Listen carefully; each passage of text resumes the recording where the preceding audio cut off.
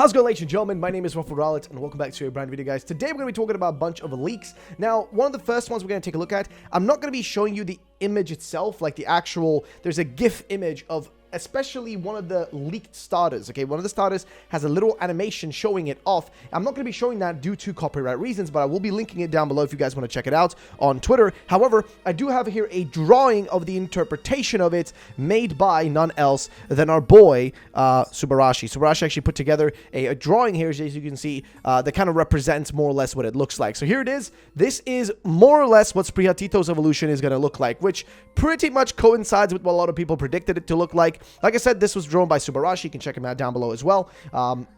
He's been drawing all the amazing, like, you know, recent leaks and stuff like that. He's been drawing all of it. And this is pretty much the confirmed look of SPRIGATITO's evolution. Now, how do we know this? Well, I will be, like I said, I will be having to do a little bit of blurring and stuff like that. But basically, this image popped up, it cropped up more or less, on Twitter and was posted by one of these leakers. And it pretty much shows SPRIGATITO's evolution, final stage evolution, because we've seen two different images of SPRIGATITO. One was the middle stage, which has like the pink thing around its neck. And the other one is this one, which is the final stage, which looks a bit like a flamenco dancer, so to say, as you can see, kind of with the dress part at the bottom. Plus, people have been saying it looks a little bit, just looking at the image that was on the leak itself, like the actual leaked gameplay image, that specifically makes it look a little bit like Delphox, which a lot of people have been very critical of, as people just aren't big fans of Delphox, but it is what it is, boss, so, you know, what are you going to do? Nonetheless, like I said, we will be doing a little bit of blurring and stuff like that, just so you guys know, just in case, because we don't want to get in massive trouble with the boys over at Nintendo, you know. Don't want to deal with them and all that kind of stuff. But that was the first thing, and we're going to be taking a look back at that in a second. We're going to be doing that in the other half of the video. Next, however, we have actually the part 5 of the leaks coming to us from Centro. So Centro has been kind of compiling a lot of this information, which is why we're using a little like compilation right here. Plus, we have another compilation we're going to take a look at from Eclipse, who's also a insider type dude who's been posted. But it just says Scarlet and Violet leaks part 5. So first things first, Tauros has a new regional form. Specifically, regional form is not getting an evolution apparently, but just a regional form, a regular one, not a regional fake, not a regional crystallization form, whatever, literally just a regular regional form. The overworld shinies are probably back, so this was something that was said by the leaker as well, that Pokemon that are shiny will be seen in the overworld, not just something like one of those cases where you have to interact with the Pokemon for you to be able to see if it's shiny, like you had to do in, like, I guess, you know, well, BDSP didn't really have Pokemon in the overworld anyways much, but, you know, if you're thinking about, like, you know, Sword and Shield, I guess. I think in Sword and Shield, you have to interact with the Pokemon to see if it's a shiny or not. In this game, however, the shinies will still be in the overworld seeable. Like, you will actually see them shiny in the overworld, which is great. Then, apparently, trainer customization is more limited. All clothing options are school uniforms, which I think is horrible.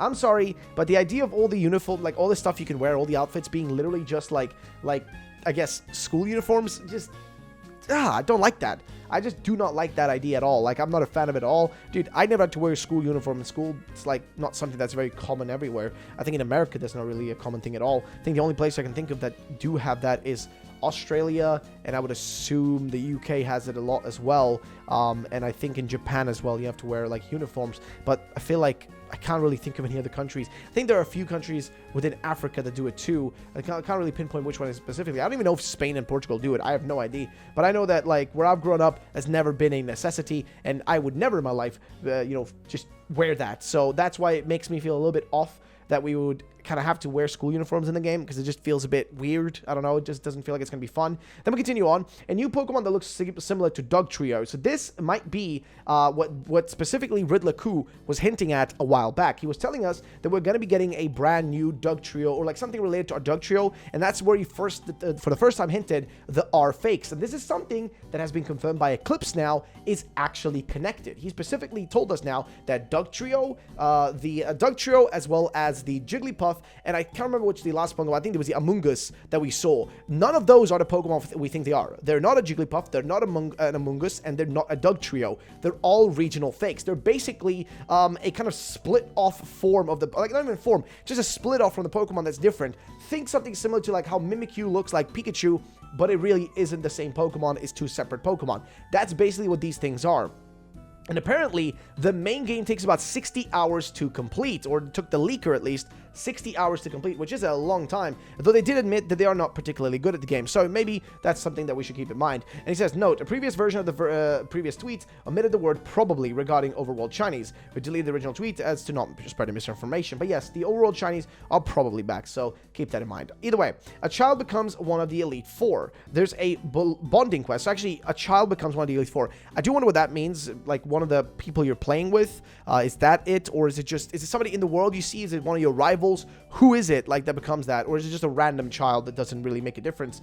There's a bonding quest, whatever that is, that Eevee fans will be enjoying. So I guess something that connects you with your Eevee, maybe some sort of side quest where you have to, like, you know, like get multiple Eevees and then, you know, evolve them in a certain way, or just get one Eevee and whatever way you evolve it will determine what rewards you get at the end, or something like that, right? So if you evolve into a Jolteon, it's a different reward. If you evolve it into a Vaporeon, whatever.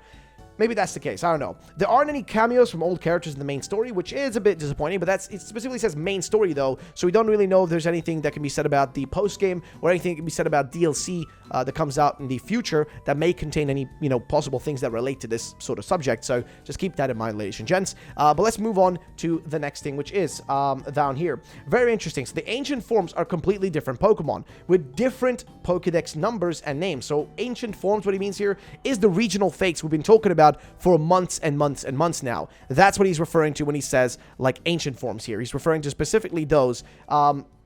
And one of those, of course, is this Among Us boy right here, which I'm going to be covering right now, and I'm going to be reading the rest of this information while we skip over this image for now. But basically, both the original Pokemon and the fake ancient versions are in the game. It sounds like the ancient versions are a standalone Pokemon. So as you can see right here is what the info says. Basically, both the original Pokemon and the fake ancient versions are in the game. So if Among Us is in the game, then there's also the fake Among Us, the fake Pokemon that looks similar to it. That's not the same. It sounds like the ancient versions are standalone Pokemon based on the original line. They don't evolve. So that is really strange as well. So these things would not be able to evolve. So for example, the fake Jigglypuff wouldn't be able to evolve into, you know, Wigglytuff or something like that. It wouldn't actually be possible, which is interesting to be honest. It is a bit surprising to say the least, but hey, I'm all for it, right? So it sounds as though that it will be the case. Also, all fossil Pokemon are not returning. So basically, none. Not a single one of the fossil Pokemon. That means no Cranidos, no Aerodactyl, no Kabutops, no Almanite, no Omastar. None of that. None of those guys are returning in this game. There's not a single actual Pokemon that is in any way or shape or form, okay, gonna be returning that is a fossil. Apparently, also, there's no bike in this game. Instead, you ride Koraidon and Miraidon, as we predicted, as they do look like they will be kind of rideable. And apparently, while riding, you move very fast, and you can still catch and battle Pokemon. Wow, okay, that's pretty crazy. So you can still battle and catch Pokemon while riding on Koraidon and Miraidon, which sounds bloody, and it just sounds insane, okay? I'm gonna be honest, that just sounds pretty wild, pretty crazy, pretty out there in terms of design. Wouldn't have expected him to do that, which makes me wonder, will the catching mechanic then be the same as we had in Pokemon Legends Arceus, where you can just throw your Pokeballs to catch the Pokemon in the wild as you run around, or is that not going to be the case? Because then how would that work with the riding? I'm really curious to see how this will pan out, because it is a bit, in layman's terms, a bit weird. Okay, I'm going to be honest, a bit weird, but it is what it is. Apparently, you can also climb, swim, and fly with them, which also fits with what Riddle said, which is that they will more or less, or what he hinted or riddled, which was that they were going to be able to essentially, you know, have multiple forms, one for riding, one for flying, one for this, one for that, right? But then the biggest one that's a disappointment in my eyes, there's no fishing in the game. Game Freak, you're really going to take away the old rod, the good rod, the super rod? You're going to take all those things away from me?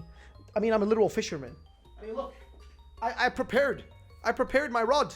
I prepared it. I was ready to go fishing in Pokemon, and you're taking it away from me? You're taking away my Phoebus? My Magikarp is in the game, though, but you're taking away my Magikarp fishing? Why? Why, Game Freak? Why? Was it necessary? Did you really not have time to program a fishing system? Which genuinely should have been pretty easy, but apparently, yeah, they couldn't do that. So it is what it is, though. There's a new auction house where you can buy items, not sell. You participate with other NPCs, which is interesting, an auction house. That makes it more and more feel to me like they're going down the idea of it being almost like an MMO. Because why would it be an auction house, right? If it's just a regular store, then it doesn't matter. But an auction house sounds very similar to something like World of Warcraft, where you have the auction house. And just not just World of Warcraft, even, you know, Guild Wars 2, freaking Final Fantasy 14, whatever. My point is, that's a bit different. And that you specifically participate with other NPCs is a bit strange. I don't know. The fact that you cannot sell, but you can only buy from there is also a bit unfortunate. A correction. Earlier in the thread, we said that the ancient Pokemon don't evolve. That seems to have been a mistranslation, so ignore that for now. We don't know if ancient Pokemon evolve or not, but yeah, so we'll see how that actually pans out and what happens with that. Then there was also a little bit of an update on one of the previous posts, because we didn't cover all the stuff that came out last night. There was some extra stuff that came out. For example, you guys may already know that Hypno is back, Bidoof and Beedrill are not in the game,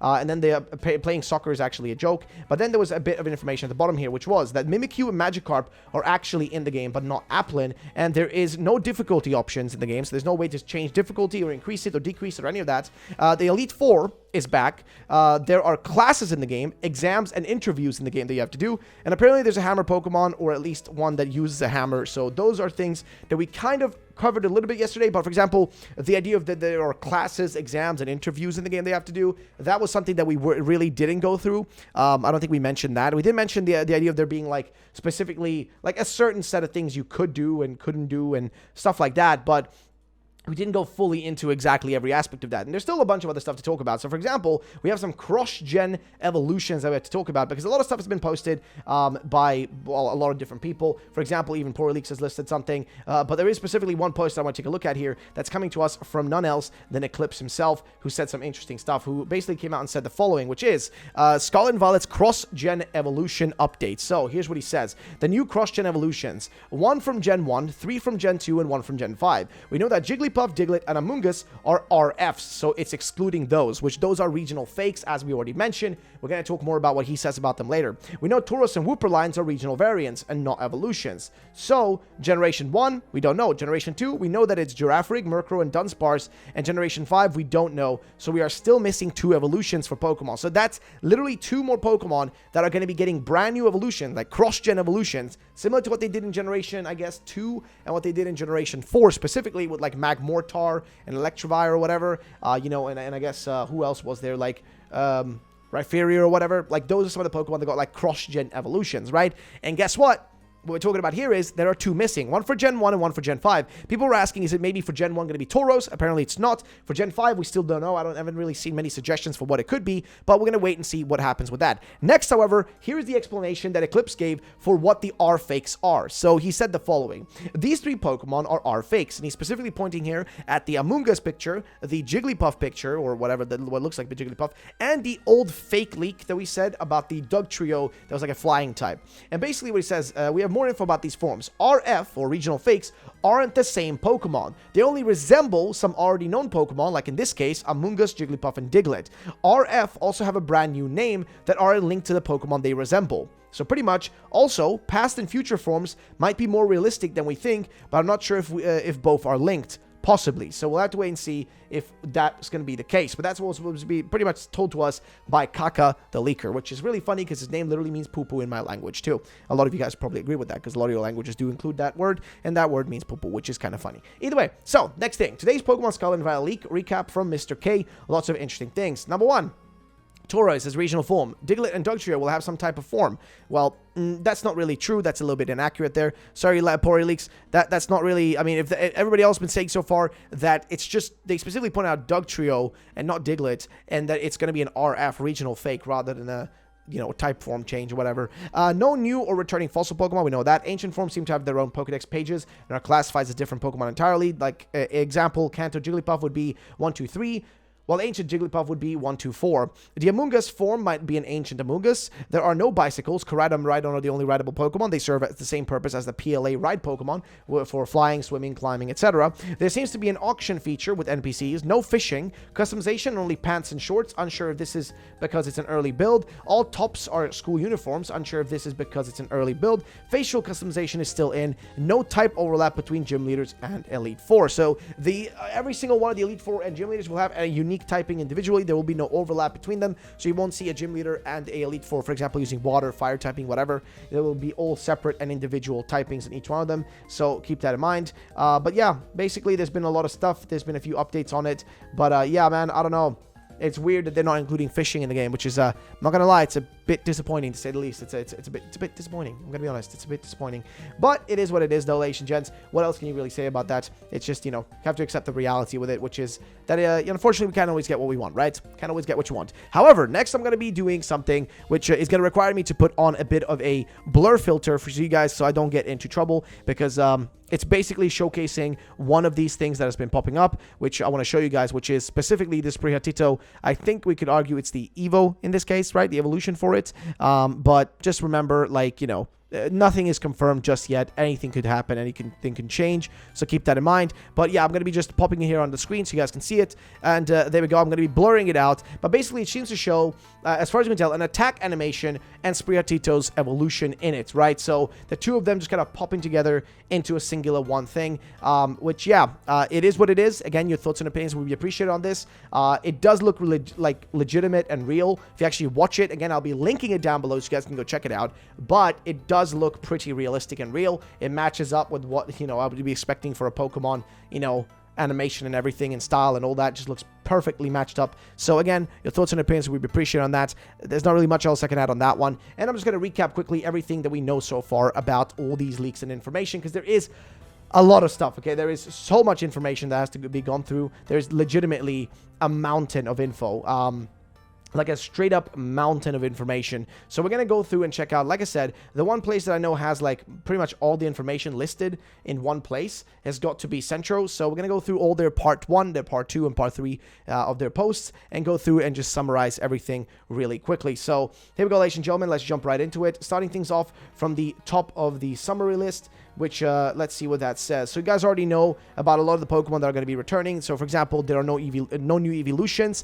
Joltik, Melodic, Wailord, Metagross, Jinx, and Golurk are not in the game. Pokemon will have some sort of time travel feature. The player will not, however. The story is apparently very good in the game. There are 3 cities and 9 towns in the region. So this is something we've kind of already spoken about a little bit in the past. As you guys can see right here, here's the information again relisted. There are about 400 plus Pokemon in the game. Garchomp is in the game as well. Whatever the, you know, like this means, which means when this probably means that we don't have a lot of customization to start off. But again, we'll have to wait and see what happens with that. And also, there will be DLC in the game. So that's some of the early stuff we've seen. Also, we know some other information, which, for example, is about the actual gimmick of the game.